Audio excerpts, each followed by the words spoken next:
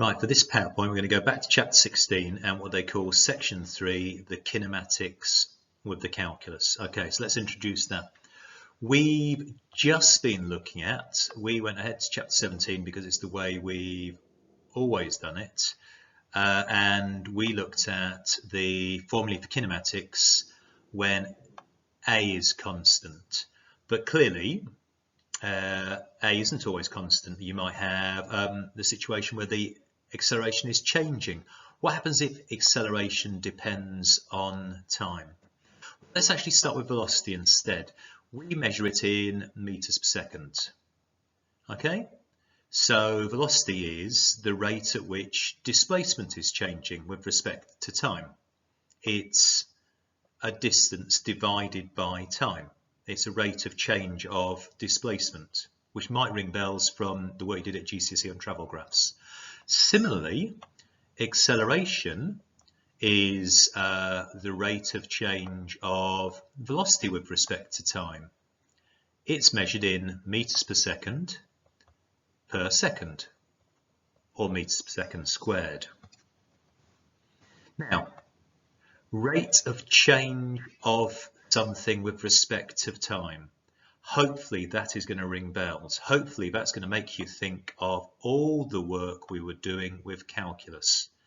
If velocity is a rate of change of something, of displacement with respect to time, it is the differential of displacement with respect to time. And similarly, acceleration is the differential with respect to time of the velocity. And then nicely, that's linked to the second differential of displacement with respect to time. Now, velocity is the differential of displacement and acceleration is the differential of velocity, both with respect to time. Hopefully you're thinking, we've been able to reverse that process before.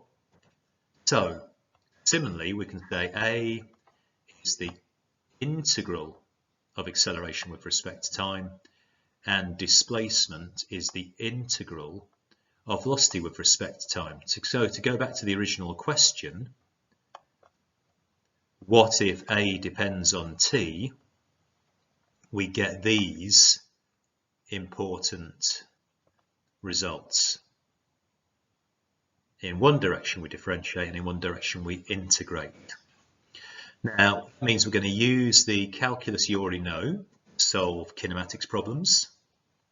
And then when we know some more calculus next year, we can solve more and more interesting ones. And importantly, and we're going to see that this lesson, speed and velocity are not the same thing. Distance and displacement are not the same thing. So let's look at the examples from the book.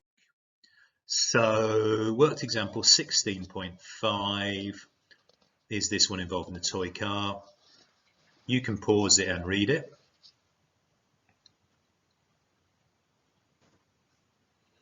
First thing I would do is think about, right, if displacement is this cubic function, the graph could well look like this, couldn't it? An extract from a cubic graph.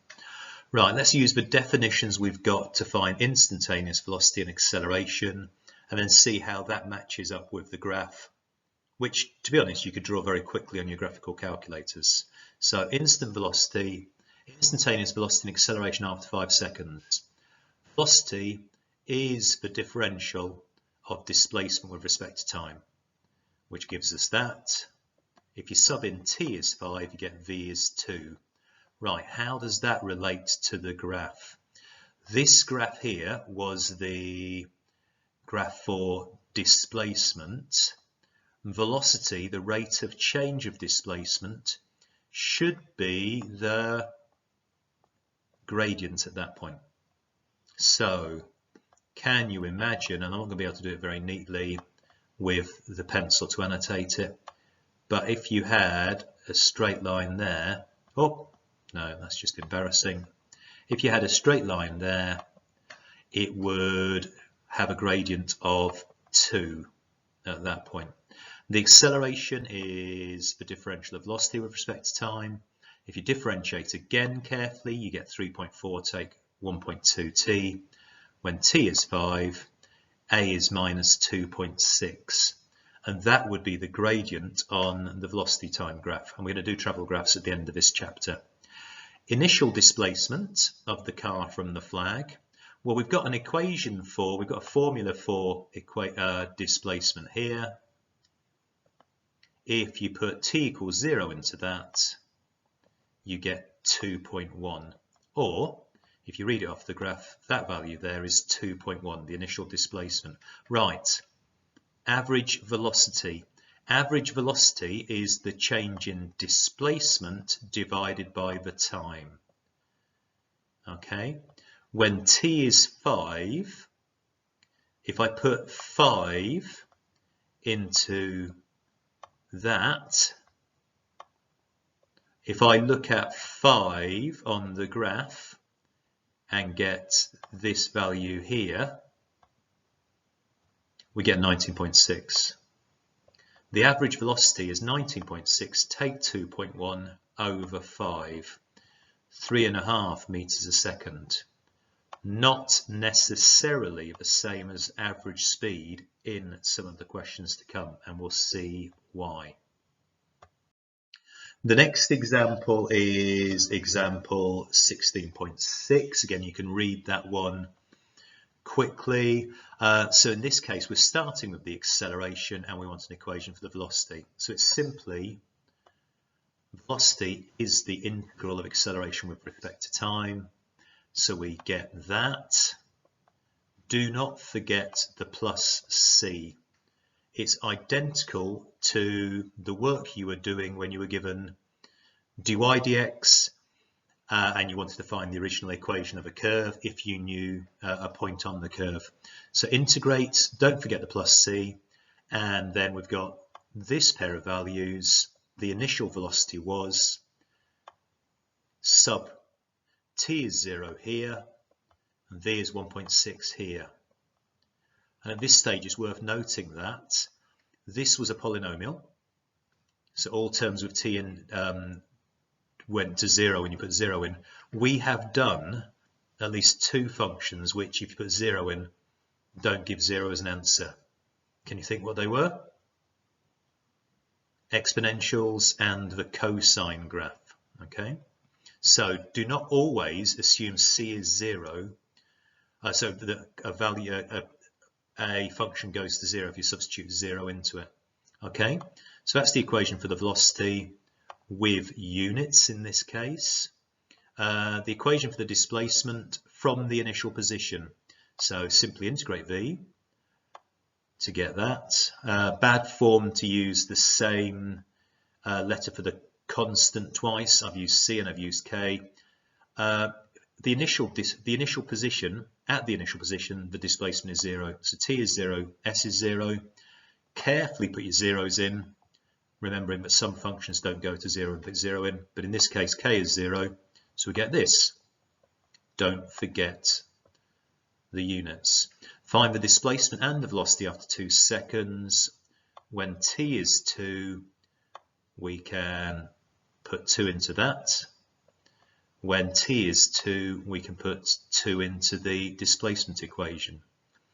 Why not at this point make the point that the velocity was negative? It was traveling back towards where it started, but the speed would be 2.4 at that point. The displacement is minus 0.8. It's traveled away and then come back the other side of where it started from, but the distance is 0.8. There's a difference between velocity and speed, displacement and distance. Okay, the next example is example 16.7. It's only a small bit of the page. Particle moves in a straight line, so the velocity at time t is given by v equals 3t take t squared. Find the change in displacement of the particle between t is 2 and t is 5. Okay. So we could consider the graph. Okay. 3t take 2 squared. Now notice when t is 2, the velocity is positive. When t is 5, the velocity is negative. This is an object that from 0 has moved away from its starting point, going faster until about 1 3/4 seconds, then it's slowed down until it stopped at 3 seconds, then it's travelled back in the same direction as it was travelling in. Okay. At this point, it might be worth looking at what the graph of displacement looks like. Okay. If I plot the graph, this graph here, so if I integrate and use s is 0 and t is 0, I get that. And we see what I've been saying. At t is 2, now notice just because the particle was slowing down, so here the velocity was positive, it was just a smaller velocity before. And look what we get here. From, if I'm back on the displacement graph, we get a graph that's getting steeper as the object's getting faster, up to about 1 3/4 seconds. Then it starts slowing down until it stops moving here. That's where the velocity is 0, the top of the graph. And then all this part of the motion here, when the velocity is negative and getting faster, we get the object returning back to where it started and then carrying on back the other side. Now when t is 5, we're going to get a displacement here. Now a change in displacement is simply going to be the difference between that value, which is 3 and a bit, and that value, which is -4. So what's that going to be, about 7 or something? Could you do it from the graphs? Yes. Or, very important difference between change in displacement and distance travelled. Change in displacement is simply from that value to that value.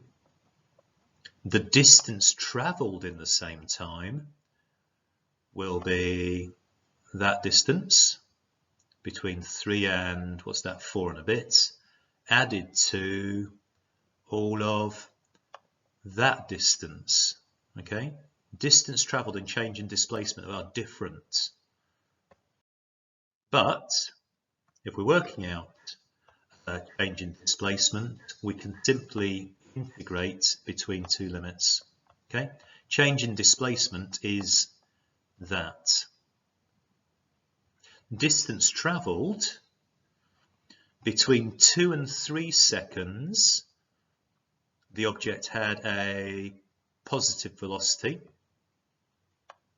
and travelled that far. Between 3 and 5 seconds, when the velocity was negative, it travelled that far. So there is a difference between the change in displacement and the distance travelled.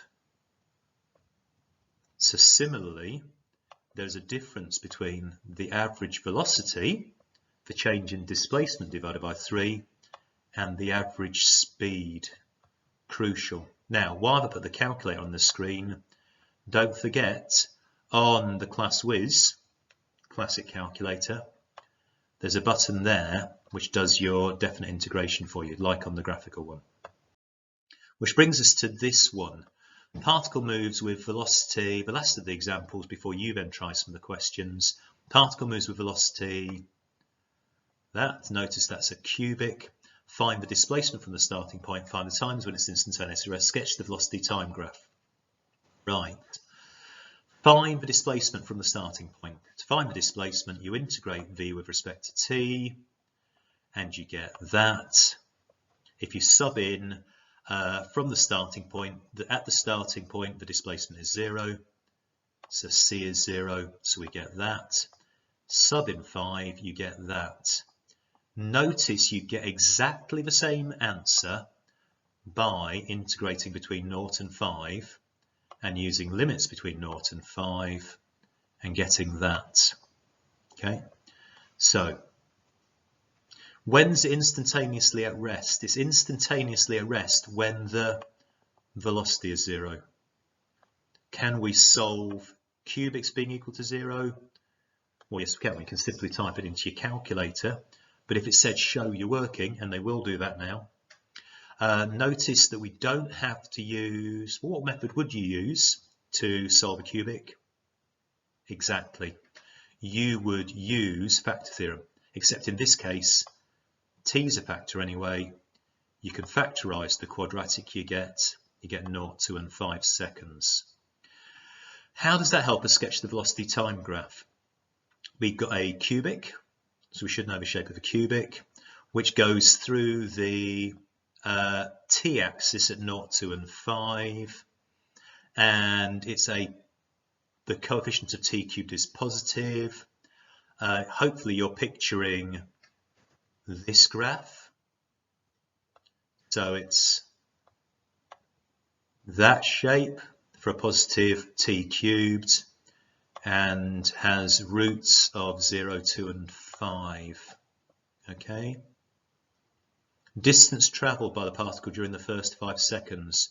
Right, the whole point is we've got distance travelled is, we've got that area and we've got that area. One's positive, one's negative, so you need to split it up as 2 different integrals, getting a positive answer and a negative answer. But to find the distance, you treat them both as positive, and you get the answer 21.1. So now, when you're asked for average velocity, we do want the change in displacement divided by 5. Oh, and what's missing from the question? The only way their question makes sense is in the first 5 seconds. The average velocity uses the change in displacement, and when t is 5, we knew the displacement was 10.4. So the change in displacement in the first 5 seconds is from 0 to minus 10.4. Divide that by 5 and you get minus 2.08. The change in the average speed is the distance travelled divided by 5 and you get 4.22. Crucially different. Which then brings you to 16C. There are 14 questions. You could, well, it's such a crucial topic, it'd be worth doing all of them at some point. I'm going to ask my group to do the even ones and then hand in or photograph for me. What about 6, 8, 10 and 12? 6, 8, 10 and 12. Okay? And that will do us for now.